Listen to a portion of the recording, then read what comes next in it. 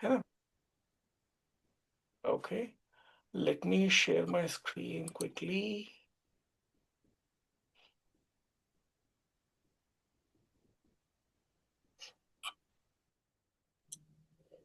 Kapil ji, we cannot hear anything. Can you hear me now? Yes, we can hear you.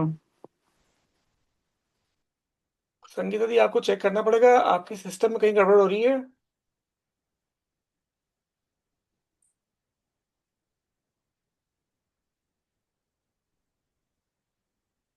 Okay,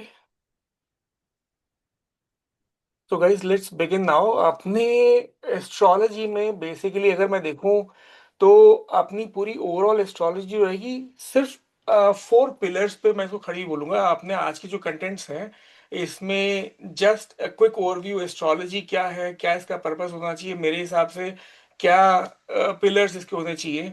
इसमें जो 4 चीजें मैं मानता हूँ, प्लैनेट्स, हाउसेस, राशि और नक्षत्र, ये 4 चीजें मैं बेसिकली इसकी मानता हूँ।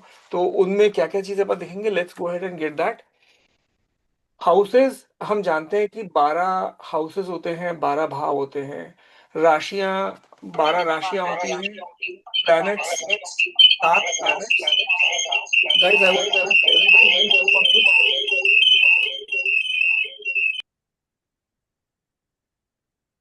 ओके, ओके, तो बेसिकली अपने पास में 2 शेयरिंग हो रही है मेरे पास।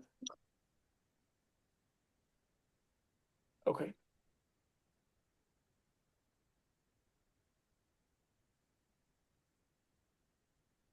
ओके, सो अपने पास में 12 राशियां हैं, 7 प्लैनेट्स, एक राहु और एक केतु मिला के 9 प्लैनेट्स हो जाते हैं। नक्षत्रों में अपने पास 27 नक्षत्र प्लस एक अभिजीत नक्षत्र हो जाता है, तो 28 नक्षत्र हो जाते हैं अपने पास में। तो ये बेसिक ओवरऑल चीजें हैं। और इन्हीं चीजों के इन एंड अराउंड करीब करीब 95% प्लस ऑफ एस्ट्रोलॉजी अपनी रोटेट करेगी। इन्हीं के वेरियस कॉम्बिनेशंस में, इन्हीं की वेरियस अलग अलग नेचर, फिजिकल, केमिकल प्रॉपर्टीज या जो भी इनकी प्रॉपर्टीज है, उन प्रॉपर्टीज के बेसिस पे हमारा जीवन सारा निर्धारित होता है ना? कहीं भी आप लोगों को कुछ भी लगे कि I mean you are missing on something, feel free to ask me there, कहाँ पे अगर कोई भी चीज मिसिंग होती हो तो। ओके, सो हम शुरुआत करते हैं प्लैनेट्स से। प्लैनेट्स हमारे पास में 9 ग्रह जैसा हम बोलते हैं। अगर हम उनको डिवाइड कर लें 2 साइड्स में, और बीच की साइड को हम एक डिवीजन मान लें, एक साइड पे सारे देव ग्रह रख लें और एक साइड पे सारे असुर ग्रह अगर हम रख लें, तो देव ग्रहों में हम सूर्य, चंद्र, मंगल और गुरु को रख सकते हैं। बुध देव ग्रहों में ही आता है, पर इसको नीचे पर रख के इसका कारण भी हम बाद में डिस्कस करेंगे। असुर प्लैनेट्स में आपके शुक्र, शनि, राहु और केतु, है ना? ये 9 टोटल प्लैनेट्स हैं। अभी अगर हम अपने जीवन को देखें तो हमारे जीवन में जो हमारी आत्मा है वो रिप्रेजेंटेड है सूर्य से। हमारे जो अंदर चित्त है, जो ब्रेन है, जो माइंड है, वो रिप्रेजेंटेड है चंद्र से। जीवन की जो मेन ऊर्जा है जिससे ये जीवन चलेगा, ये शरीर है, वो है मंगल से। मंगल को इसीलिए हम देखते हैं कि शादी ब्याह में मंगल का देखना बहुत जरूरी होता है, क्योंकि एक स्ट्रॉन्ग फिजिकल बिल्ट वाले पुरुष और स्त्री ही आगे संतति को कंटिन्यू रख सकते हैं प्रकृति की। इसलिए मंगल की इंपॉर्टेंस बहुत जबरदस्त है वहां, है ना? अब हम अगर ये देखें, हमारे पास में सूर्य ने आत्मा दे दी, चंद्र ने चित्त या दिमाग दे दिया, मंगल ने ये जीवन, ये शरीर दे दिया। तो इन सब के आने के बाद में जो चीज हमें जीवन से जोड़ेगी वो है ज्ञान। जब तक ज्ञान नहीं होगा ये सब चीजें बेदिशा हैं। ज्ञान हमें मिलेगा गुरु से, है ना? जब ज्ञान ज्ञान आने के लिए एक फर्टाइल ब्रेन होना जरूरी है। आपने ट्रिग्नोमेट्री सीखी आज, ट्रिग्नोमेट्री आज आपने सीखी है, उसके लिए बुद्धि से सीखी, लेकिन आपके डीप अनकॉन्शियस में बस गई। जीवन में जब कभी जरूरत पड़ेगी वो अंदर से ज्ञान के फॉर्म में बाहर आएगी। उस फर्टाइल ब्रेन को हम बुद्धि के रूप में कैटेगराइज करेंगे। बुद्धि जिससे जिसकी फर्टिलिटी से हम कोई भी नॉलेज को सीखते हैं और उसे ज्ञान में परिवर्तित कर लेते हैं, है ना, जो आपके अंदर स्टोर हो जाता है। अब जब ये सारी चीजें आ गई तो सबसे पहले इंसान का मन कहाँ दौड़ता है? भोग विलास की तरफ, कि उसे बड़े गाड़ियां चाहिए, बड़े घर चाहिए, सोने चांदी जवाहरात चाहिए, एक स्त्री चाहिए, प्रेम चाहिए। तो वो सारे धन, वैभव, प्रेम, ऐश्वर्य, वो रिप्रेजेंट करने के लिए हमारा ग्रह है शुक्र, है ना। शुक्राचार्य जो है असुरों के गुरु हैं, पर ये असुर साइड में ही है, खूब आई मीन ज्ञानवान है, गुरु है, लेकिन असुर साइड में है। ठीक है। जब ये सारी चीजें आ जाती है या ये सारी चीजें हम पाने की दौड़ में निकलते हैं या इनकी अभिलाषा लेके निकलते हैं, तो उन क्षणों में हम कर्म करते हैं। कर्म अच्छे होते हैं, कर्म बुरे होते हैं। तो जो भी कर्म है उनके निर्णायक होते हैं शनि देव, न्यायाधीश इनको कहा जाता है अपने ज्योतिष में। तो ये एग्जैक्ट आपके कर्मों के हिसाब से आपको दंड या आपको पुरस्कृत करेंगे, वो शनि देव हैं। और कोई चीज आपने पाने की ख्वाहिश रखी, आपको चीज मिली नहीं, उसके ना चलते हुए ना मिलते हुए डिसअपॉइंटमेंट्स हुए, या एक इल्यूशंस बने आपके दिमाग में, या एक माया, पैशन, डिल्यूजन बना आपके मन में, या उसके चाहते हुए आपने कुछ एडिक्शंस को पकड़ा। जब आपने कुछ एडिक्शंस को पकड़ा तो वो एडिक्शंस, माया और डिल्यूजन जो है वो रिप्रेजेंटेड होंगे आपके राहु से, वो राहु रिप्रेजेंट करेगा। और इन सब के अंत में आपके पास आएगी मृत्यु या मोक्ष, जो भी आएगी, जो आपकी अंतिम गति होगी, वो रिप्रेजेंटेड होगी केतु से, है ना। तो ये overall on high level functionality upon in 9 planets की बोलते हैं। बाकी अपने आप में हर प्लैनेट कई चीजों का सिग्निफिकेंस रखता है, जिसको हम आगे अगले उसमें देखते हैं। ये एक ऑन हाई लेवल बता रहा हूं, कहीं कोई आपको डाउट लगे तो मेरे से आप पूछ सकते हो। इसमें एक और चीज मैं आपको बताऊं कि देव ग्रह एक नैसर्गिक तौर पे आपस में मित्र रहते हैं, और असुर ग्रह नैसर्गिक तौर पे आपस में मित्र रहते हैं। बुध जो है उसे युवराज कहा जाता है, बालक कहा जाता है, और वो जो है सारे असुरों का भी मित्र है और देवों का भी मित्र है। अब इसमें मित्रता और शत्रुता का चार्ट अपना थोड़ा बड़ा होता है, थोड़ा कॉम्प्लिकेटेड होता है, पर फिर भी ऑन हाई लेवल अगर आपको याद रखना हो, जस्ट क्योंकि अपने बिगिनिंग के 10 मिनट हैं, तो आप मोटे तौर पे ये याद रख सकते हैं कि देव प्लैनेट्स आपस में मित्र हो गए, असुर प्लैनेट्स आपस में मित्र हो गए। बुध जो है दोनों के बीच का सेतु, दोनों के बीच का ब्रिज है। ठीक है। अब अगर हम ऑन एन एवरेज सिर्फ प्लैनेट्स की डिस्कस करें कि वो प्लैनेट्स क्या क्या रिप्रेजेंट कर रहे हैं हमको। ओके। ओके। तो प्लैनेट्स क्या क्या रिप्रेजेंट कर रहे हैं हमको, तो मैं ये बोलूंगा कि अगर अपन सूर्य को देखते हैं, ओके, सूर्य को देखते हैं तो सूर्य अपने ब्रह्मदेव हैं, वहां से हमें जीवन मिलता है। वहां से हमारे पास में पृथ्वी पे या पूरे ब्रह्मांड में कहीं भी सूर्यदेव की रोशनी से जीवन शुरू होता है। तो ये सूर्यदेव जो है, इसको ब्रह्मदेव, इनको ब्रह्मदेव कहा जाता है, इनको आत्मा का कारक कहा जाता है। आपके पास में सरकारी नौकरी हो, वो सूर्यदेव से रिप्रेजेंट होती है। पिता सूर्यदेव से, आपकी हड्डियां, आपका हार्ट, आपके जीवन की जितनी भी सारी ऊर्जाएं हैं, वो सूर्य से रिप्रेजेंटेड है। आपका यश और सम्मान जो है, वो भी आपका सूर्य से ही रिप्रेजेंटेड होगा। अब इसके बाद में अपन जब चंद्रमा की बात करते हैं, तो चंद्रमा रिप्रेजेंट करता है आपका चित्त, आपका दिमाग, आपके माता को रिप्रेजेंट करता है। चंद्रमा एक तरल पदार्थ है, बहुत फास्ट मूविंग है, आपका मन बड़ा फास्ट मूविंग होता है। तो चंद्रमा एक बहुत फास्ट मूविंग प्लैनेट है। कभी कोई डिप्रेशन में जावे, कोई इंसान स्ट्रेस में, एंजाइटी में, डिप्रेशन में जा रहा है, आप बड़े प्रेम से कह सकते हो कि इसका चंद्रमा कहीं ना कहीं अफेक्टेड है ना। चंद्रमा या कोई बहुत एक्सट्रीम क्रोध में है, तो चंद्रमा यानी कहीं ना कहीं चित्त अफेक्टेड है। मार्स, मंगल, मंगल जो है शरीर का कारक है ना, छोटे भाई बहनों का कारक है, आपकी बोल्डनेस, आपके करेज, ये आपके दबंग होने का कारक है। आपके ब्लड का कारक भी मार्स है। आपके शरीर में जो रक्त का तत्व है वो पूरा मार्स के थ्रू कंट्रोल होता है। आपके मसल्स जो है मार्स के थ्रू कंट्रोल होती हैं। मर्क्यूरी जो है अपना बुद्धि का कारक है, आपके बिजनेस का, आपके व्यापार का कारक है, आपकी वाणी, आपकी स्किन, आपकी जीभ, आपके पृथ्वी तत्व का, आपके मूलाधार चक्र का, इन सब का कारक जो है बुध है। ये सब चीजें इमीडिएटली आपको याद नहीं भी हो तो आप चिंता ना करें। ये अभ्यास और प्रयास से धीरे धीरे ऑटोमेटिकली बैठ जाएंगी। मोटे तौर पे एक शुरू की आप रीडिंग्स ले लेंगे तो बाद में फिर आपके अंदर ऑटोमेटिकली बैठने लगेंगी। फिर उसके बाद अपन बात करें अगर जुपिटर की, तो जुपिटर आपके ज्ञान के देव हैं, है ना, धन के देव हैं, सारी प्रसन्नता के देव हैं। लड़कियों के लिए ये हस्बैंड के भी कारक होते हैं, आपके लिए बच्चों के कारक, बड़े भाई के कारक, आई मीन लड़कियों के लिए पिता के कारक भी हैं। आपके शरीर में जो फैट है, जो चर्बी है, वो इसी से आती है, जुपिटर से। तो वो जुपिटर है, देवगुरु बृहस्पति, सारे देवताओं के गुरु हैं, है ना। नेक्स्ट आते हैं वीनस यानी शुक्राचार्य। शुक्र जो है आपके जीवन में सारे भोग विलास के, आपके घर में किसी भी क्लेश के रीजन के कारक यही है। आपके गाड़ियों के, कोई आपके पास बड़ी गाड़ी है या कोई भी गाड़ी है, उसके कारक यही है। कोई घर, मोबाइल, कोई भी ऐसी कंज्यूमर गुड्स चीजें हैं जो उपभोग की वस्तुएं हैं, वो सारी वीनस से आती है।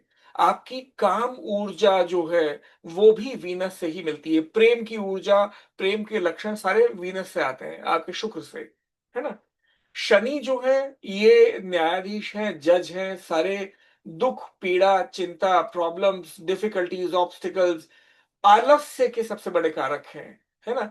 ये आपके एल्कोहल के, जमीन के नीचे निकलने वाले आयरन के, कोल, डायमंड्स पे, ये सब के कारक शनि हैं। फिर आते हैं अपने फेवरेट ग्रह राहु और केतु। राहु स्पेशली, राहु मतलब सिर्फ एक इल्यूशन, एक ही असुर के दो पार्ट हैं।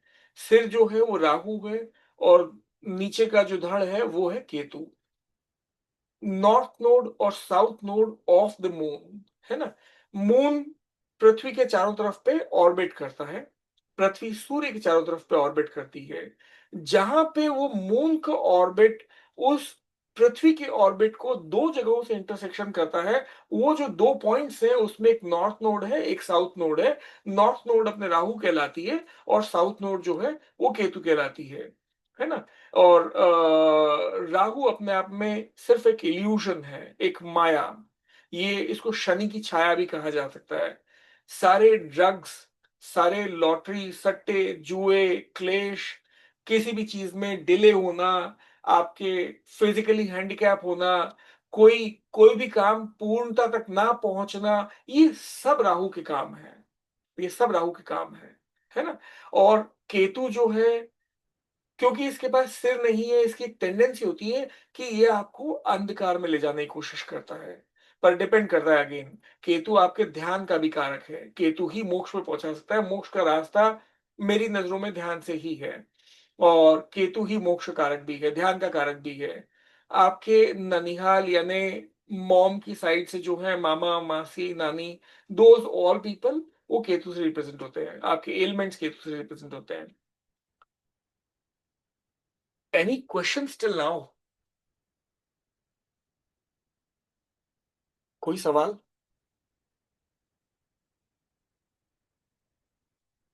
सब चीजें क्लियर है? Yep. ओके, तो let's move on to next भाव, है ना।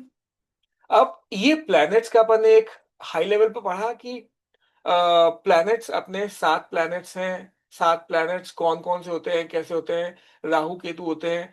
तो वो अपन ने प्लैनेट्स का एक हाई लेवल पे अपन ने पढ़ा, है ना। फिर उसके बाद में अपन आते हैं हाउसेस। कुंडली में 12 जो हाउसेस है उसको अपन कवर करते हैं। कपिल तो जी एक अगर सेकेंड। मैं आपको ऑन अ हाई लेवल दिखाऊं, हम सब जानते हैं कुंडली कैसी होती है। You guys can see me right?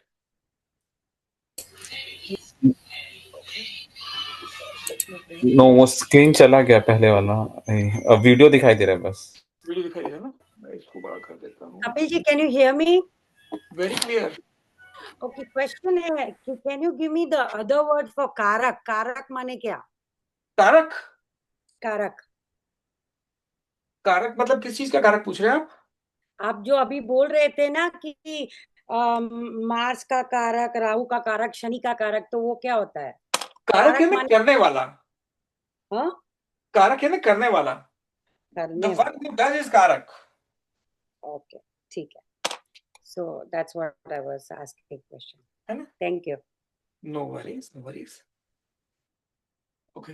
Simple कुंडली अपन सब जानते हैं, बहुत सिंपल सी। अगर नॉर्थ इंडियन स्टाइल में अगर अपन देखें तो we just have a rectangle, है ना? Can you put yourself in the center because we can't see you? अरे मैं इतना सुंदर भी नहीं हूँ, कुंडली देखो आप तो। No, because okay, can you see the kundli here? no, No, we Kundli is not seen. I have cannot find it see. Actually. You have to bring it in front, like the main screen पे आना चाहिए. Let me make it to the, is it clear now? Not this No, one. you can remove your share screen, I think. That's Okay. why, because you're on camera, you're showing, so you remove your share screen, then we can see clearly. Okay.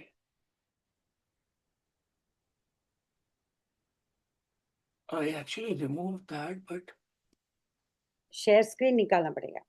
show screen निकाल दिया मैंने। नहीं निकला है.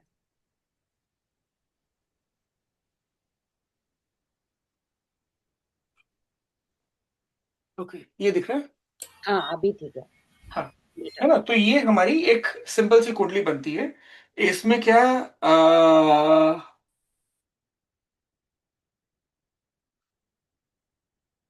Nothing too complicated, but very simple. I keep it simple सा है।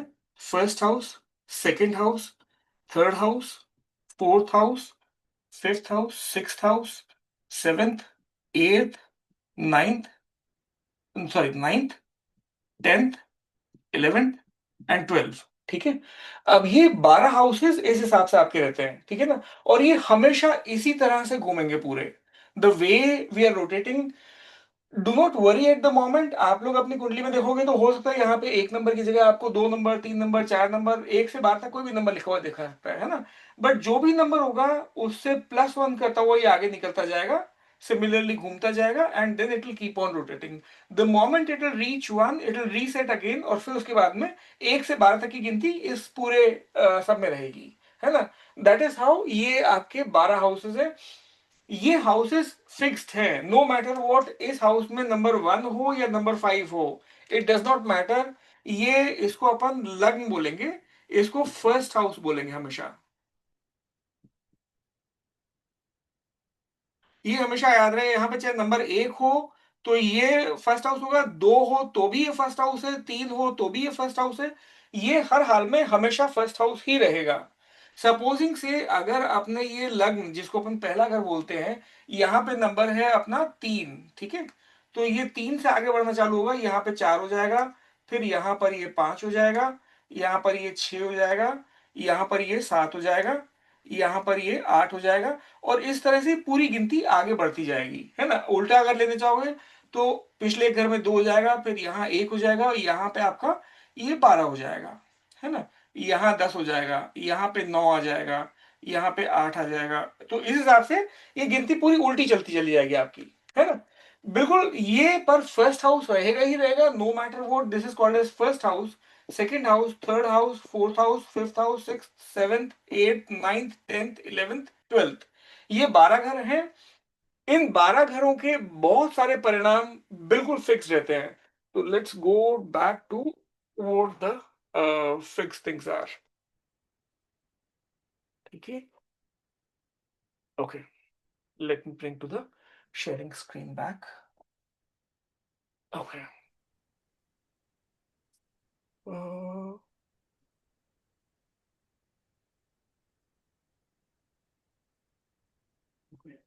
तो ये 12 हाउसेस अपने फिक्स रहेंगे हमेशा, no matter what, it will always be as is, है ना?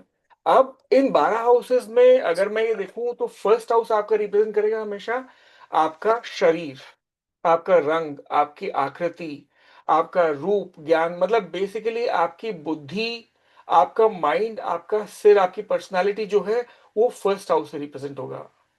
सेकंड हाउस आपका जो है वो रिप्रेजेंट करेगा आपका धन, कुटुंब, वाणी।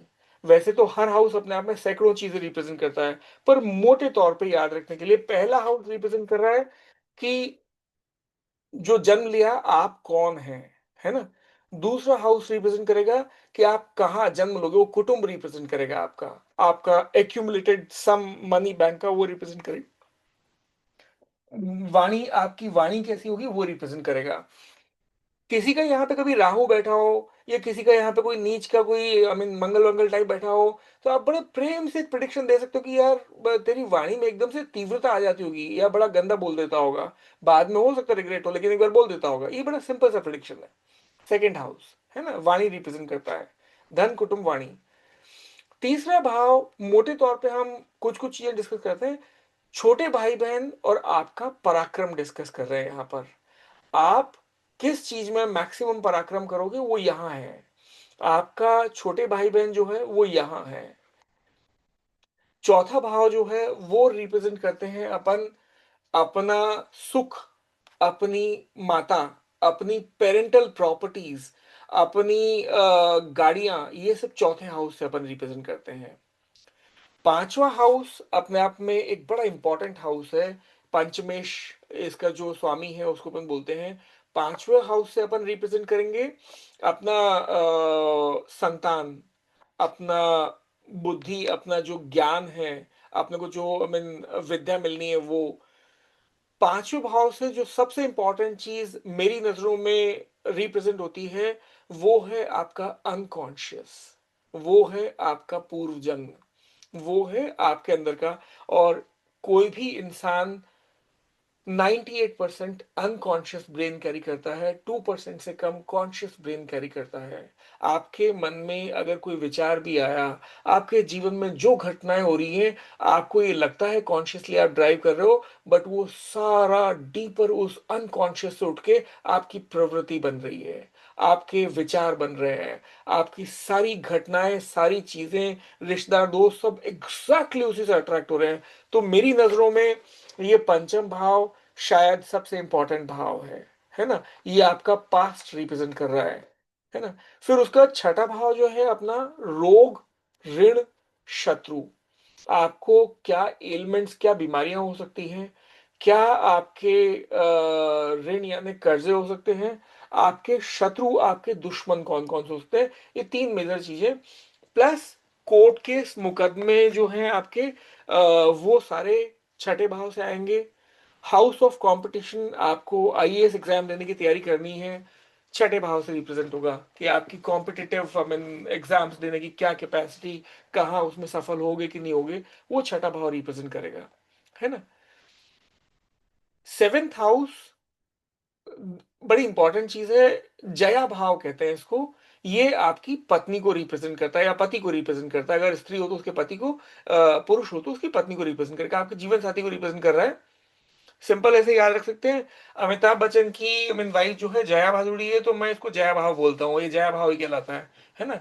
तो ये सेवेंथ हाउस जया भाव, या फिर इसको दैनिक रोजगार का भाव कह सकते हो आप। यहाँ पे से आपका दैनिक रोजगार और आपकी पार्टनरशिप्स रिप्रेजेंट होती है ना। तो ये सेवेंथ हाउस है। अष्टम भाव एक बड़ा इंपॉर्टेंट भाव है आध्यात्म की दृष्टि से भी, और जीवन की दृष्टि से तो यही है। आप इसके अदर नेगेटिव एस्पेक्ट्स देखो तो ऑब्स्टिकल्स का भाव यही है, मृत्यु का भाव यही है, आपके विदेश यात्रा का भाव भी है, आपके सीक्रेट हिडन स्पिरिचुअल साइंसेस का भाव यही है, आपके ससुराल पक्ष का भाव भी यही है। वो सब चीजें इस एट्थ हाउस से रिप्रेजेंट करोगे आप, अष्टम भाव से। नवा नाइन्थ हाउस आपके पिता को, आपके भाग्य को, ये दो चीजों को मेजर रिप्रेजेंट करेगा। रिप्रेजेंट करने को बहुत सारी चीजें हैं, आपके ड्रीम्स भी ये नाइन्थ हाउस से रिप्रेजेंट होते हैं। टेंथ हाउस आपका जॉब, आपकी पर्सनालिटी, आपका काम, ये सारा आपके टेंथ हाउस से आएगा। इलेवेंथ हाउस आपके बड़े भाई बहन, आपकी फुलफिलमेंट ऑफ डिजायर्स, आपका सोशल सर्कल और आपका लाभ, आपकी इनकम। यानी अगर मैं देखूं नाइन्थ यानी भाग्य, कर्म, लाभ, 9, 10, 11, ठीक है। 12th house one of the very important houses. ये कहने को तो व्यय भाव कहते हैं, खर्च भाव, मतलब आपने भाग्य आपका चला, आपने काम किया, आपने लाभ कमाया और 12वें में खर्च किया, है ना। और जो कमाया उसमें से जो खर्च किया, जो बच गया, वो आपका ये धन कुटुंब वाणी से रिप्रेजेंट होगा, मतलब बैंक बैलेंस जो फाइनल रिमेनिंग है वो ये सेकंड हाउस है। पर 12th हाउस की अगर मैं बात करूं तो ये रिप्रेजेंट करता है आपका खर्च भाव। पर यही भाव है जो आपको मोक्ष दिला सकता है, यही भाव है जो आपके हॉस्पिटल एक्सपेंसेस रिप्रेजेंट करेगा। और आप हम सब लोग जो विदेश में रह रहे हैं अपने देश से परे, हम सबके जीवन में 12वां भाव बहुत इंपॉर्टेंट है। हम सबके जीवन में 12वां भाव कुछ कॉमन लेके आया है, क्योंकि हम सब अपने देश से छोड़कर यहाँ पर आए हैं। तो विदेश एक जमाने में 12वें भाव देश निकाला का योग रिप्रेजेंट किया करता था। देश काल परिस्थिति के हिसाब से ये चेंज होके अब इसको अपन फॉरेन टूर कह सकते हैं। पीड़ा इसकी तब भी यही थी, अपनी जमीन अपनी मिट्टी से दूर रहना तकलीफदायक था, आज भी है, पर उसके मायने बदल गए। तो ये आपका 12वां भाव है on a high level. Any question till now? हाँ सर, एक क्वेश्चन है। जो अंदर वाले हैं जैसे प्रथम, चतुर और ये सारे क्लोज हैं, लाइक सर्कल के अंदर है, बाकी सर्कल के बाहर है। वो अपन बाद में जाएंगे, पर उस पे जाएंगे, अपन आगे जाएंगे, विल गो तो, देयर, फॉर तो श्योर विल गो। वो भी इफेक्ट करता है क्या कि हाँ हाँ हाँ, दे आर द उस पे क्लोजेस्ट जाएंगे, वन? अच्छा, उस पे भी अगली स्लाइड्स में जाएंगे, अपन जाएंगे वहां, विल गो देयर। ओके। अच्छा, ये स्लाइड जो है वो इंग्लिश में मिलेगा? इंग्लिश में बनानी पड़ेगी, अभी तो सब हिंदी में मेरे पास। और देखो सिर्फ आप लोगों के में तो कहीं ना कहीं से नहीं, इधर से ढूंढ ढांड के ये इकट्ठा किया मैंने। ओनली वन स्क्रीन इंग्लिश में होता ना तो इट इज लाइक अपन कर अंडरस्टैंड। लेंगे, will figure out, will do it. Okay, fine fine. अब ये जो भाव है, इन्हीं से अपन अपने बॉडी के विभिन्न पार्ट्स को भी रिप्रेजेंट कर सकते हैं। जैसे पहला जो है आपका कलर जो रिप्रेजेंट होगा वो फर्स्ट हाउस से रिप्रेजेंट होगा। आपका ब्रेन जो है फर्स्ट हाउस से रिप्रेजेंट होगा। सेकंड हाउस आपके फेस को, आपकी राइट आई को रिप्रेजेंट कर रहा है, आपकी टंग को रिप्रेजेंट कर रहा है। अब अगर आप देखोगे इस कुंडली को बीच में से अगर आपने डिवाइड कर दिया तो इधर के हाउसेस रिप्रेजेंट होंगे left side of the body, ये right side of the body, है ना।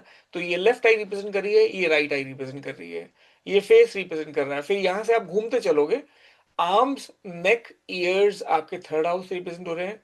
Heart, lungs, upper portion of chest fourth house से रिप्रेजेंट हो रहा है। Stomach, lower section of chest आपका फिफ्थ हाउस में है। अपर एब्डोमेन, हिप सिक्स्थ में है।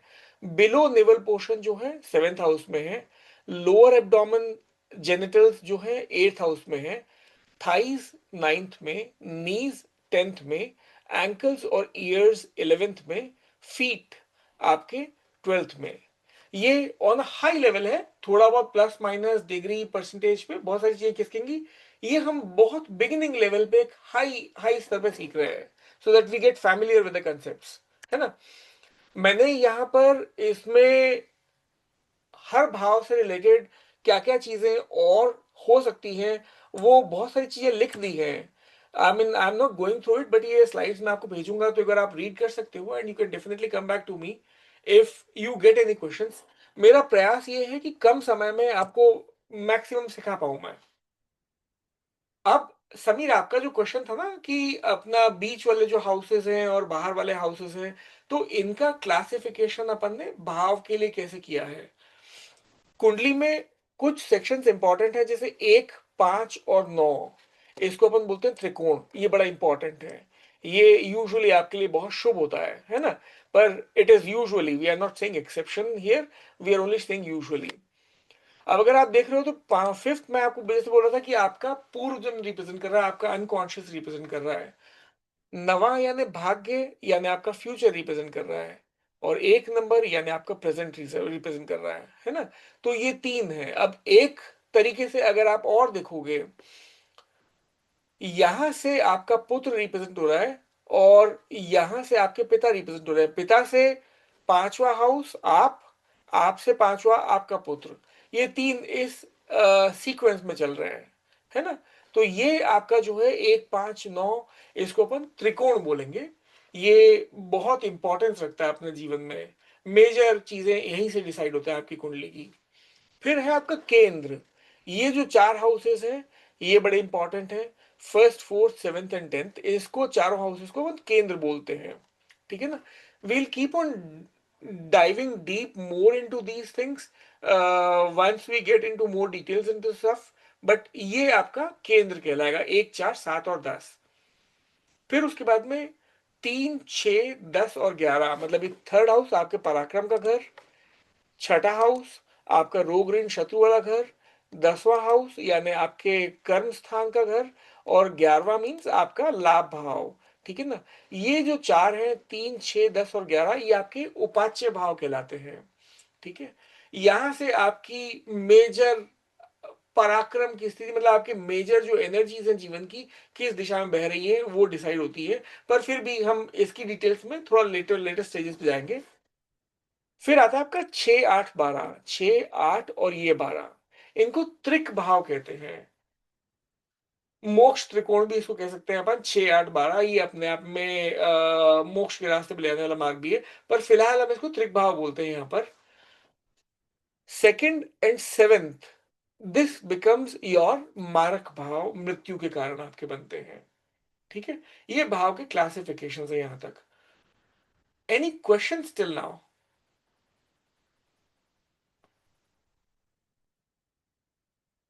हम एक बार रिवाइज भी करेंगे इन सबको दोबारा से, पर मैं एक झलक आपको दिखाऊं। तो हमने भाव की डिटेल्स देखी, भाव क्या क्या है हमने देखे, भाव की बॉडी देखी, भाव के क्लासिफिकेशंस देखे, हमने प्लैनेट्स और 9 प्लैनेट्स देव और असुर देखे, ठीक है। अभी प्लैनेट्स हमको समझ में आ गए, हाउसेस हमको समझ में आ गए, ठीक है ना। एक बेसिक हमें ये आइडिया लग गया।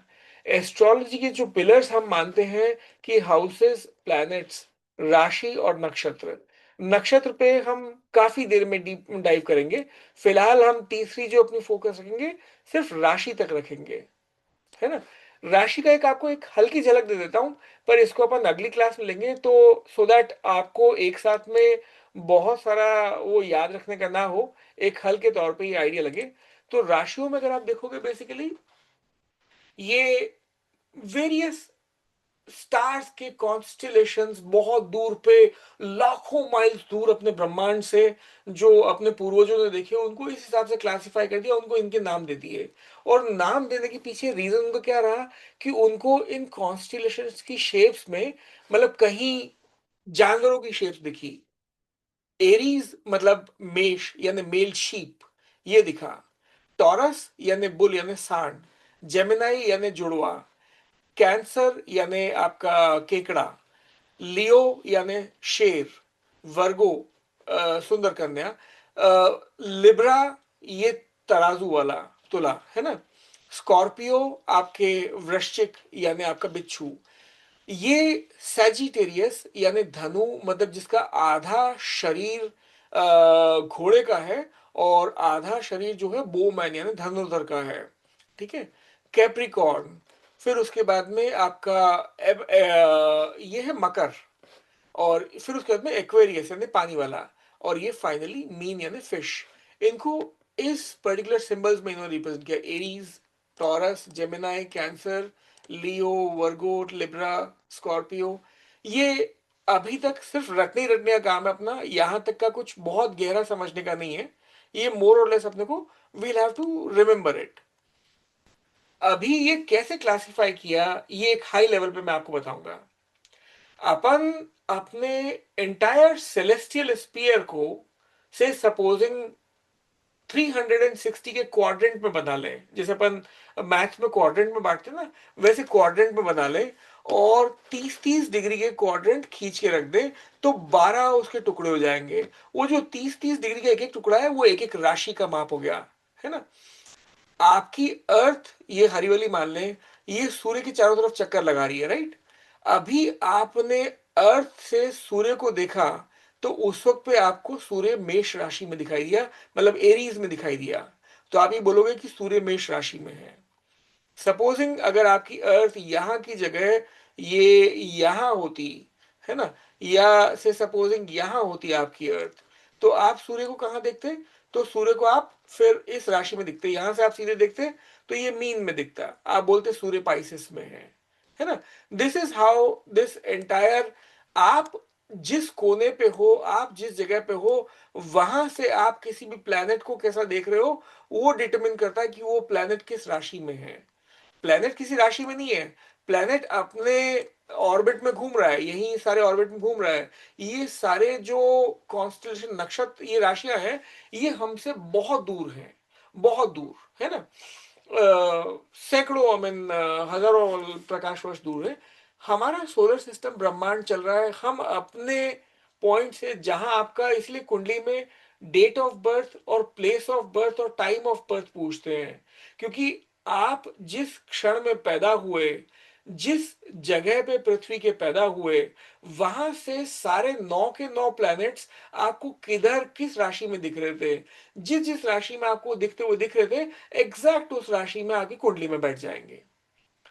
आपके जन्म के समय पूर्व में कौन सी राशि उदय थी, वो डिटरमिन करेगी आपकी लग्न की राशि, है ना। ये थोड़ा सा कॉम्प्लिकेटेड मैथ्स रहेगा, पर ऑन अ हल्के लेवल सिर्फ आप ये याद रखें कि अभी 360 डिग्री के सेलेस्टियल स्फीयर को अपन ने 30-30 डिग्री के 12 टुकड़ों में बांटा, और एक एक टुकड़े को एक एक राशि अपन ने नाम दे दिया, है ना, एरीज से लेकर के पाइसेस तक का। ठीक है, फिर कोई इसमें क्वेश्चन है भैया कुछ? आज यू नो, ये है आपके राशियों का सारा चार्ट। हर राशि का एक स्वामी होता है, ठीक है ना, हर राशि का एक ओनर ग्रह होता है। पर इसको अपन अगली क्लास में ले सकते हैं। अगर आप रेडी हैं तो मैं अभी भी ले सकता हूं, पर इसको अगली क्लास में लेंगे तो ये आपको याद रखने में आसानी रह जाएगी, क्योंकि इसमें सीखने का नेक्स्ट क्लास में ही थोड़ा, लेते हैं। हाँ, इसमें सीखने का थोड़ा ज्यादा है। इसमें क्या, प्लैनेट्स राशियों के साथ में मिक्स हो जाएंगे, और एक एक प्लैनेट की दो दो राशियां, वो सब कॉम्प्लिकेटेड हो जाएगा थोड़ा सा।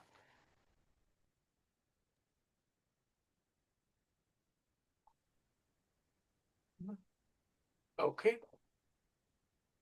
तो आई गेस बाकी आप सबको मैं जानता My हूँ। question नलिनी was राजा, मैं how आपको will नहीं you जानता। send the slides to everybody on हाँ the हाँ, वो मैं WhatsApp? आपको, या I put it in the what we call as, अपने व्हाट्सएप ग्रुप में डाल दूंगा। और ये जो रिकॉर्डिंग अपनी आज की है, इसको भी अपने यूट्यूब पे अपलोड करके वो लिंक आप लोग को दे दूंगा मैं, है ना। मेरी आप सबसे रिक्वेस्ट रहेगी कि एक छोटा सा मैं गूगल फॉर्म दे दूंगा आपको, तो उसमें अपने ईमेल आईडीज और जो डिटेल्स है वो डाल दीजिएगा। तो क्योंकि ये कुछ वीडियोस में I just do not want to put it on the public, I want to share it only with you guys, है Yeah. ना। तो वो So मैं email आपके is पास ईमेल better. भेज, Email is better. हाँ जी हाँ जी, ठीक है ठीक है। आप में से दो लोगों को नहीं जान पा रहा हूँ मैं, Nalini Raja, who is this? Nalini is my friend अच्छा from अच्छा, California. ओके ओके, नमस्कार जी। Hello, I'm Namaskar, Kapil ji. It's very interesting and explaining very well. Thank you so much, and we'll be joining again. Also, is it once a week you're planning to have? अभी वो भी decide कर लेते हैं अपन। और ये Acha. Keyur जी कौन है? KEYUR? I'm in Los Angeles, California. No, Kayur, Oh, Branti is Kayur online? भ्रांति? Branti, मेरी सिस्टर है वो। अच्छा अच्छा, ठीक है ठीक है, परफेक्ट है परफेक्ट है, हाँ, ठीक है, परफेक्ट है, I think we are good. तो इस क्लास को मेरी रिक्वेस्ट एक बार आप देखिएगा, ये इसका मैं अभी स्लाइड्स आपके इसमें व्हाट्सएप ग्रुप में डाल दूंगा। इसकी रिकॉर्डिंग भी मैं इस पे यूट्यूब पे अपलोड करके आप लोगों के साथ में सबका शेयर कर दूंगा। तो एक बार गो थ्रू इट, जो भी आपके क्वेश्चंस होते हैं आप बिल्कुल बिंदास पिंग कीजिए। आई मीन इट्स वेरी इंपॉर्टेंट कि ये बेसिक्स जब तक गहरे से अंदर नहीं चला जाएगा, आगे की मैथ्स अपने को समझ नहीं आएगी, है ना। ये बिल्कुल बेसिक क्लास है अपनी, और इसका अंदर जाना बहुत जरूरी है। यहाँ पर सिंपल चीजें हैं, 9 प्लैनेट्स हैं, और एक बार और मैं शेयर कर दूं तो हल्का सा एक अपन रिवीजन कर लेते हैं हाई लेवल पे, क्विकली, फास्ट एंड फॉरवर्ड। ये तो खैर मैंने, अब इसमें अगर मैं आपको दिखाऊं तो ये क्या, बहुत सारी चीजें, मैं I mean I was just writing a book on this astrology stuff. तो यहाँ पे बहुत गहरी, आई मीन ग्रहों की डिटेल्स ली है अपन ने, इनके प्रिडिक्शंस कैसे लेने हैं अपने को, इनके आपके नक्षत्रों के, फिर नॉन ल्यूमिनस प्लैनेट्स के, काल वेला उपग्रह, बहुत सारी चीजें पंचांग के, और कुछ पार्किंग लॉट्स में भी डाल रखे हैं मैंने। तो I mean it's going to be like 300-400 page of book, but it is still in progress. तो मेरा यही प्रयास था, but let's go ahead in the back. Overall astrology आपकी मैं ये बोलूंगा कि 4 पिलर्स पे खड़ी है। हाउसेस यानी भाव, राशियां, ये आपके 12 राशियां हैं, जोडिएक साइन, प्लैनेट्स, 7 प्लैनेट्स हैं, एक राहु और केतु है। They are balancing planets, they are not the actual planets, they are balancing planets. और हमेशा एक दूसरे से 180 डिग्री पर रहेंगे। अगर लग्न में राहु है तो सप्तम में केतु होगा। अगर द्वितीय हाउस में राहु है तो आपका अष्टम में केतु होगा। ये हर हाल में एक दूसरे से 180 डिग्री पर रहेंगे। आपके हाउसेस, राशियां, प्लैनेट्स और चौथा है नक्षत्र। ये 4 चीजों के ऊपर करीब करीब 95% एस्ट्रोलॉजी आपकी बेस्ड हो जाएगी, and you will be able to make out the predictions based on these four at least 7 to 95%, है ना। हाई लेवल पे देखें तो सारे प्लैनेट्स को हम 2 कैटेगरीज में डिवाइड कर लेते हैं ऑन हाई लेवल। देव और असुर। देव में सूर्य, चंद्र, मंगल, गुरु। असुर में शुक्र, शनि, राहु, केतु। बुध देव ग्रह है लेकिन बीच में आता है क्योंकि इसकी देवों से भी मित्रता है और असुरों से भी मित्रता है। सूर्य आपके इस जीवन में आत्मा का रिप्रेजेंटेटिव है। चंद्रमा आपके जीवन में माइंड का, चित्त का, मन का रिप्रेजेंटेटिव है। मंगल आपके जीवन की ऊर्जा का, शरीर का रिप्रेजेंटेटिव है। गुरु आपके ज्ञान का रिप्रेजेंटेटिव है। बुध आपकी फर्टाइल ब्रेन, आपकी बुद्धि का रिप्रेजेंटेटिव है। शुक्र आपके लिए लाता है सारे भोग विलास, ऐश्वर्य या क्लेश के रीजन, प्रेम, आपकी काम की ऊर्जा, आपकी सारी ये चीजें शुक्र से आती हैं। आपकी गाड़ी, मकान, सोना, चांदी, आपकी प्रेमिका, प्रेमी, आपकी काम की, ये सब शुक्र से आएगी। शनि न्यायाधीश है। ये आपके किए हुए कर्मों के बेस पे आपको दंड देता है, और अपने कर्म कभी अच्छे देते हैं, इसलिए शनि जनरली अच्छा देता नहीं है। तो इसलिए ऑब्स्टिकल्स आता है। जब अपन कर्म करते हैं तो उस वक्त पे डिजायर्स के चलते हुए बहुत सारे पैशंस, इल्यूजन्स, माया या भ्रम तैयार होते हैं मन में। उसके चलते हुए बहुत सारे एडिक्शंस अपने अंदर तैयार होते हैं। वो रिप्रेजेंट होते हैं आपके राहु से। और इन सब के बाद में अंत समय जो आपका आता है, आपकी मृत्यु, वो रिप्रेजेंट होती है आपकी केतु से। आपका मोक्ष रिप्रेजेंट होता है केतु से, है ना। तो ये एक on a high level 9 planets की वो है सिस्टम। यूजुअली देव प्लैनेट्स अपने आप में मित्र होते हैं, दानव प्लैनेट्स अपने आप में मित्र होते हैं। बुध देव और दानवों का दोनों का मित्र है, पर यहाँ पे कुछ कुछ चीजें चेंज है। मित्रता नैसर्गिक और तात्कालिक दो तरह से होती है। नैसर्गिक यानी जो राइट फ्रॉम द बिगिनिंग है, तात्कालिक मतलब हर कुंडली में डिफर कर सकती है। ऑन हाई लेवल प्लैनेट्स क्या क्या रिप्रेजेंट करते हैं? भाव वही 12 भाव है। पहला भाव आपका स्वयं का है। दूसरा भाव धन, कुटुंब, वाणी का है। तीसरा भाव पराक्रम, छोटे भाई बहन का है।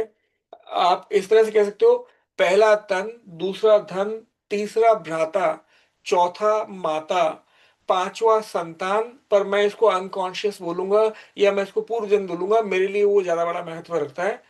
छठा रोग, ऋण, शत्रु। सातवां पत्नी या आपके दैनिक रोजगार। आठवां आपके लिए मृत्यु। पर आठवां मैं इसको और इंपॉर्टेंट बोलूंगा, सीक्रेट, हिडन, स्पिरिचुअल साइंसेस, आपका योग, ज्योतिष, ये सारी चीजें यहां से आ सकती हैं। नवा भाग्य, पिता। दशम कर्म। 11वां लाभ, बड़े भाई बहन, फुलफिलमेंट ऑफ योर डिजायर्स। 12वां भाव मोक्ष भी यही है, ध्यान भी यही है, आपके इन्वेस्टमेंट भी यही है, चेंज ऑफ प्रोफेशन भी यही है, खर्च भी यही है, जेल यात्रा भी यही है। आपका मृत्यु का भाव अंत में यही है। जन्म आपका हुआ पहले भाव से, मृत्यु हुई आपकी 12वें भाव तक। तो ये आपका पूरा ओवरऑल जीवन रिप्रेजेंट करेगा। अपन काल पुरुष को आगे देखेंगे तो और अच्छा अपने को हमें समझ में आएगा। ये अलग अलग भाव आपके बॉडी के अलग अलग पोर्शंस को रिप्रेजेंट कर रहे हैं, जिसमें आपका ब्रेन, आपका कलर पहले भाव से, आपकी टंग, आपकी राइट आई द्वितीय भाव से, आर्म्स, नेक, ईयर्स तृतीय भाव से, heart, lungs, upper portion of chest चौथे भाव से। कभी आप किसी को देखोगे ना कि उसको अस्थमा है, है ना। तो आप बड़े प्रेम से कह सकते हो कहीं ना कहीं इसका तीसरा या चौथे भाव में कुछ प्रॉब्लम है, क्योंकि वो चीज आती कहाँ से है, गले से या आपके upper portion of chest lungs से, है ना। तो ये अस्थमा जो चीज है आपकी तीसरे भाव से, मोस्टली तीसरे से रिप्रेजेंट होती है, पर तीसरे चौथे भाव को मिला के हो सकती है। पांचवा stomach, lower section of chest. छठा अपर एब्डोमेन हिप। और फिर उसके बाद सातवां आपका बिलो नेवल जो पोर्शन है। आठवां जेनाइटल्स और लोअर एब्डोमेन है। नवा थाइज, 10वां नीज। 11वां एंकल्स और ईयर्स। 12वां फीट और लेफ्ट आई। ये आपके 12 भाव जो हैं, 12 हाउसेस जो हैं, वो रिप्रेजेंट कर रहे हैं। इनके बारे में थोड़ा सा डिटेल्स में यहाँ लिखा है, तो आप पढ़ सकते हो। कुछ हिंदी इंग्लिश दोनों मिलाकर लिखा है। Wherever you feel problem, I am there at your service. भावों के क्लासिफिकेशन अपन ने ऐसे कर रखे हैं, त्रिकोण यानी 1, 5, 9। आपका, आपके संतान का, आपके पिता का भाव, है ना। आपका, आपके पूर्व जन्म का, आपका भाग्य का भाव। 1, 5, 9 त्रिकोण, वेरी इंपॉर्टेंट पार्ट। केंद्र वर्ग 4, 7, 10, ये केंद्र है। उपाच्य 3, 6, 10, 11। फिर उसके बाद में त्रिक भाव 6, 8, 12। और मारक 2 और 7, है ना। ये ऑन अ हाई लेवल भाव की क्लासिफिकेशन है। फिर उसके बाद में ये अलग अलग जो आपके राशियां हैं, वो कॉन्स्टलेशन स्टार्स हैं, उनकी शेप्स हैं। और I mean this is how they are being represented by various symbols or various animals. So this is what the representation of Rashi usually remains. अभी फिर उसके बाद में ये राशियां अपन कैसे कैलकुलेट करते हैं, पृथ्वी से कोई भी ग्रह जिस राशि में दिख रहा है आपको, इसका मतलब वो ग्रह आपके कुंडली में उस राशि में बैठा हुआ है ना। अगर आपके लग्न में सूर्य बैठा हुआ है, मतलब फर्स्ट हाउस में अगर सूर्य बैठा हुआ है, और फर्स्ट हाउस में आपकी राशि है 12 यानी मीन, है ना, तो हम ये बोल सकते हैं कि आपके जन्म के समय सूर्य पूर्व में था, और पूर्व में जो राशि उदय थी वो मीन थी, है ना। फिर उसके बाद में ये अपन इसको छोड़ देते हैं, इसको अगली क्लास में लेंगे। तो ये ऑन अ हाई लेवल है आपका प्लैनेट्स, भाव और राशियां। इन तीन चीजों को बहुत गहरे से अपने को अंडरस्टैंड करना बहुत ज्यादा जरूरी है। इसी के बेस पे आगे पूरी एस्ट्रोलॉजी की, आई मीन पिलर्स, इसके फाउंडेशन के ऊपर जाएंगे। एक क्वेश्चन है, पूछो। एस्ट्रोलॉजी जब अब हम पूछते हैं तो राशि से देखते हैं या लग्न से देखते हैं? देखो, तो विच इज एक्यूरेट, लग्न ये या राशि? ये लग्न है आपका, ठीक है। ये जो फर्स्ट हाउस है इसको लग्न बोलते हैं। है। यहाँ पे लग्न में 1 नंबर है, हम्म, ठीक है। यहाँ पे लग्न में आपका 10 नंबर भी हो सकता है, ठीक है ना। हाँ तो करेक्ट। अब आपकी राशि अगर 10 नंबर है यहाँ पर, तो आपकी राशि वो है, ठीक है। अब यहाँ दो तरह की कुंडलियां बनती है, एक है लग्न कुंडली, एक है चंद्र कुंडली, है ना। तो लग्न कुंडली जो है, ये वाली लग्न कुंडली है, ये इसको सूर्य कुंडली बोला जाता है, लग्न कुंडली बोलेंगे बस इसको। लग्न कुंडली में ये जो फर्स्ट हाउस में राशि बनती है वो आपकी राशि होती है। कई जगहों पे सिस्टम दूसरा होता है, जहां चंद्र कुंडली के हिसाब से देखते हैं, तो वहां पे जहां चंद्रमा प्रेजेंट होता है, सपोजिंग से चंद्रमा 7th हाउस में है, तो आपकी राशि हुई तुला राशि चंद्र कुंडली के हिसाब से, है ना। लग्न कुंडली के हिसाब से अगर फर्स्ट हाउस में नंबर 1 है, तो आपकी राशि हुई एरीज यानी मेष। अगर आपकी लग्न कुंडली के हिसाब से फर्स्ट हाउस में 9 नंबर है, तो 9 नंबर आपकी राशि कौन सी होती है, धनु यानी सेजिटेरियस, तो आपकी राशि होगी सेजिटेरियस यानी धनु, है ना। क्योंकि यहाँ पे कैलकुलेशन सिंपल इतनी है, जिस लैटिट्यूड लॉन्जिट्यूड पे पृथ्वी के जिस समय आप पैदा हुए थे, उस समय आपके पूर्व में कौन सी राशि उदय थी, वो जो राशि पूर्व में उदय थी वो यहां आ जाएगी। तो मानना क्या चाहिए, लग्न राशि मानूं या आपको एडवांस लग्न प्रिडिक्शंस मानूं में या दोनों ही राशि? देखने पड़ेंगे, पर फिलहाल मेरा रिकमेंडेशन है लग्न राशि मान के चलो। चंद्र कुंडली तक अपन पहुंचेंगे, चंद्र कुंडली पे बहुत बाद में पहुंचेंगे। अच्छा, तो राशि इज लग्न लाइक कुंडली, चंद्र कुंडली, ओके। हाँ, राशि लग्न कुंडली मान के चलो, आप चंद्र कुंडली भूल जाओ फिलहाल। उसको अच्छा, अपन बाद में ऐड करेंगे, बाद में नवांश या आपके गोचर या आपके सब चीजें ऐड करेंगे अपन। पर फिलहाल ये मानो कि ओनली एग्जिस्टिंग थिंग इज लग्न कुंडली, और लग्न कुंडली की राशि ही आपकी राशि मान के चलो। और तो सूर्य, आपके, या सूर्य कुंडली या? हाँ, लग्न कुंडली बोलो उसको। और इसमें आपके जीवन के सारे ट्रेट्स मिल जाएंगे, है ना। अगर आप 1 नंबर की हो यहाँ पर, आई मीन, तो वो basically it is driven by Mangal, तो मंगल के बहुत सारे ट्रेट्स आपके अंदर मिलेंगे। 2 नंबर की है तो ये है शुक्र, तो शुक्र के बहुत सारे ट्रेट्स आपके अंदर मिलेंगे। 3 नंबर है तो ये है आपका बुध, तो बुध के बहुत सारे ट्रेट्स मिलेंगे आपके अंदर। 4 नंबर यानी चंद्रमा, 5 नंबर यानी सूर्य। पर वो चीज अपन फिर आगे लेंगे, कौन कौन से नंबर के स्वामी कौन कौन से ग्रह हैं। तो अभी राशि वही होगी जो लग्न कुंडली में पहले हाउस में राशि है आपकी। तो हमको कैसे पता चलेगा कि सूर्य कहाँ बैठा है? सूर्य कहाँ बैठा है या वो दिस आपको देख राइट के कि पता अभी चलेगा। अभी ग्रह बदलेगा, ग्रह बदला है, तो हाउ डू यू वो कैलकुलेट गोचर है, दैट? वो गोचर है। जो करंट आपकी जो कुंडली है वो एक फिक्स्ड है ना। हाँ, और जो बदल रही है डे टू डे वो है गोचर। अच्छा अच्छा, वो आपके उसकी जन्म बात के समय चाहिए। आपका पूरा जीवन निर्धारित हो चुका था, है ना। जिस क्षण आपका जन्म हुआ था, जो आप जिस जिस क्षण वो नाल कटती है, वो क्षण जब पहली सांस बच्चा लेता है, तो वो क्षण आपके जन्म का पहला क्षण होता है। उस समय आपका पूरा जीवन निर्धारित हो चुका था, है ना। पूरी कहानी लिख गई थी उस वक्त पे। अब गोचर यानी प्लैनेट्स ट्रांजिट में जब जब जहां जहां चलेंगे, वो तब तब वहां वहां थोड़ा बहुत प्लस माइनस करते रहेंगे आपके, ठीक है, थैंक यू। है ना। अगर वो मारक होंगे तो परेशान करते रहेंगे, अगर कारक होंगे मतलब अच्छे ग्रह होंगे तो फायदा देते रहेंगे, है ना। तो वो अकॉर्डिंगली आते रहेंगे, जाते रहेंगे, लाते रहेंगे, छोड़ते रहेंगे, जीवन चक्र चलता रहेगा, है ना। ठीक है, Um, thank you. Pleasure. I I just have one question. This is Nalini. Now Western astrology, my horoscope comes out to be Libra according to my birth date. But then in Indian Vedic astrology, it is Scorpio. So why isn't the Indian and Western Vedic? Why don't they sync? भाई western को अपन सिखा रहे हैं, भी पूरा सीखे नहीं है, अभी सिखाएंगे अपन उनको धीरे धीरे। अभी सिंक नहीं हो सकते अपने से। अभी अपन उनसे जब ये, अपन बहुत आगे की संस्कृति है, वेस्टर्न को भी सीखना है अभी अपने से। 2 4 5 हज़ार साल कुछ तो दो उनको बेचारों को, ऐसे इतनी जल्दी वो कहाँ से अपने बराबर आएंगे। अच्छा. तो कुछ समय दो आप उनको, सिखाएंगे अपन उनको। दो Then पांच it हजार will, साल उनको चाहिए अपने को। because I have to look Scorpio in the Vedic and then नहीं नहीं, Libra आप in the. वैदिक ही देखो, प्रिडिक्शंस Huh, वैदिक के हिसाब से आएंगे, वेस्टर्न के हिसाब से प्रिडिक्शन नहीं आ पाएंगे आपके। I see. Okay, thank you. Haha. हाँ, चलो ठीक है।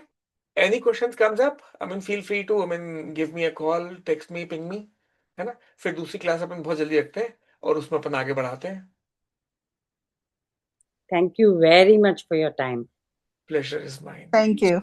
And it was excellent presentation. धन्यवाद। All right. Okay. Thank you again, Kapil. Thank you. Good night. Good night. Bye bye. Bye bye.